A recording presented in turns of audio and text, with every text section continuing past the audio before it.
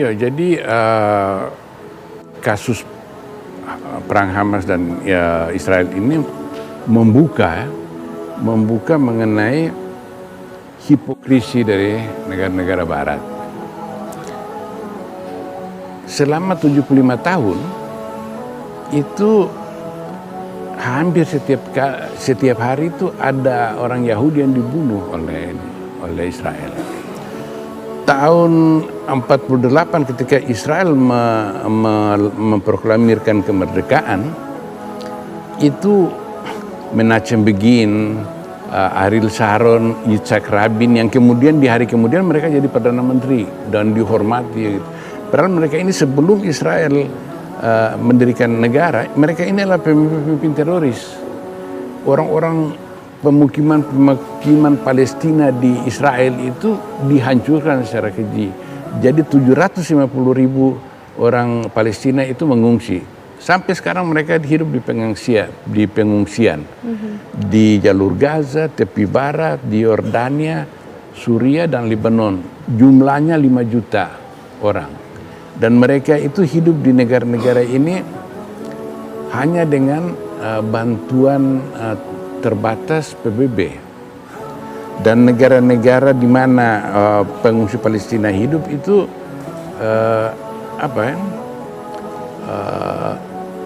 tidak ingin menaturalisasi mereka, menjadikan mereka sebagai warga negara. Jadi mereka tinggal di kamp pengungsi secara memprihatinkan. Lalu sepanjang 75 tahun terakhir ini juga Gaza dan sekarang itu Israel hampir tiap hari membunuh. Tidak ada suara dari Amerika Serikat atau Uni Eropa mengenai kejahatan Israel ini. Tapi begitu sekarang ini orang Hamas dengan Israel memang dalam keadaan perang. Dia menyerbu Israel, lalu ya akibatnya itu banyak orang sipil yang tewas. Nah, ini kemudian reaksinya luar biasa di negara-negara Barat. Bahwa Hamas adalah teroris yang bahkan lebih keji, lebih buas dari ISIS. Dan saya ikuti propaganda Israel itu, bahwa ada 40 bayi Yahudi yang dicincang oleh orang-orang Hamas. Padahal ini semua kan propaganda yang sangat kasar dan tidak masuk akal. Karena ada video-video ibu-ibu di Israel itu yang secara jujur mengakui bahwa memang ketika Hamas masuk ke wilayah Israel, dia juga mendatangi rumah-rumah orang Yahudi. Tapi kemudian dia lihat anak-anak ini yang dia bebasin.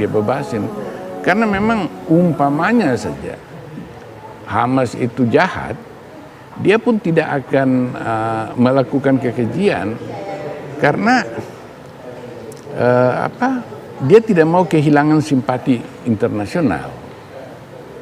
Iya kan? Dan agama Islam juga melarang itu. Artinya mereka tahu betul mereka berjuang untuk apa begitu ya Pak? Ya itu yang kemudian coba. Dan di dalam Islam sebelum adanya PBB yang mengatur mengenai hukum perang, itu dalam Islam itu ketika kita berperang, kita tidak boleh merusak rumah ibadah, tidak boleh bunuh perempuan, anak-anak, orang tua, pepohonan, itu semua itu. Jadi itu terjaga betul. Jadi Hamas tidak mungkin melakukan apa yang dilakukan itu. Propaganda Israel ini tujuan untuk menjustifikasi brutalitas dia yang sekarang ini dia lakukan, bombardir terhadap Gaza itu.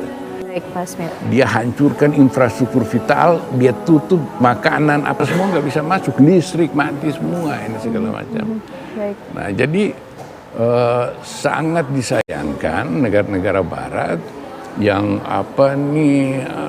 cerewet terhadap dunia di luar mereka, pelanggaran HAM segala macam. Sementara faktanya negara-negara Barat ini yang apa nih double standard lah, standar ganda gitu. Oke. Kalau pelakunya teman, wah teman ini cuma membela diri seperti Israel sekarang ini. Oke. Dibilang Israel membela Baik. diri. Tapi kalau pelakunya musuh, dia bilang itu teroris. Oke. Oke. Kalau pelakunya teman, wah teman ini cuma membela diri seperti Israel sekarang ini. Oke. Dibilang Israel membela Baik. diri. Tapi kalau pelakunya musuh, dia bilang itu teroris. Oke.